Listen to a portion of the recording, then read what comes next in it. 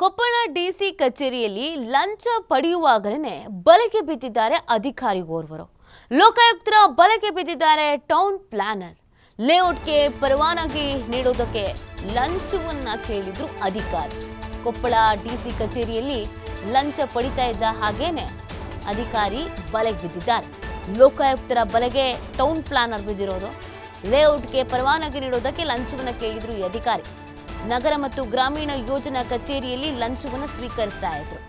43 ವರ್ಷದ Ramesh Basavanagouda town planner.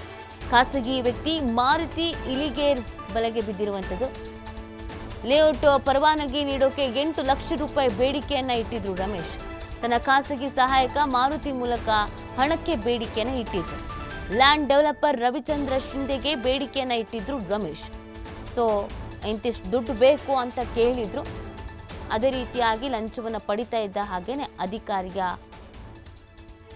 Lokayukta ಅಧಿಕಾರಿಗಳ ಬಲೆಗೆ ಬಿದ್ದಿದ್ದಾರೆ ಟೌನ್ ಪ್ಲಾನರ್ ಇವರು.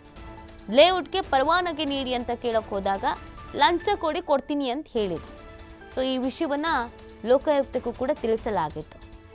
ಯಾವಾಗ ಇವರು ಲಂಚ ತಗೊಳ್ತೀವಿ, ಎಲ್ಲಿ ತಗೊಳ್ತೀವಿ ಅಂತ ಹೇಳಿದ್ರು, ಅಲ್ಲಿಗೆ ಲೋಕಾಯುಕ್ತ ಅಧಿಕಾರಿಗಳು ಕೂಡ ಧಾವಿಸಿದ್ರು.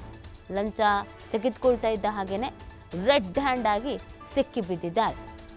ಒಟ್ಟು 8 ಲಕ್ಷ ಕೇಳಿದ್ರಂತೆ. ತನ್ನ ಖಾಸಗಿ ಸಹಾಯಕ ಮಾರುತಿ ಮೂಲಕ ಡೀಲಿಂಗ್ ಅನ್ನ ಮಾಡಿಸ್ತಾ ಇದ್ರು.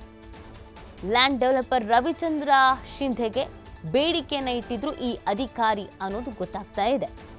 ಸೊ ಕೊಪ್ಪಳ ಡಿಸಿ ಕಚೇರಿಯಲ್ಲೇ ಇವರನ್ನ ಲೋಕಾಯುಕ್ತ ಅಧಿಕಾರಿಗಳು ರೆಡ್ ಹ್ಯಾಂಡ್ ಆಗಿ ಸೀಸ್ ಮಾಡಿದ್ದಾರೆ. ಲಂಚವನ್ನು ಪಡ್ಕೊಳ್ತಿದ್ದಂಥ ಸಂದರ್ಭದಲ್ಲಿ ಸಿಕ್ಕಿ ಬಿದ್ದಿದ್ದಾರೆ.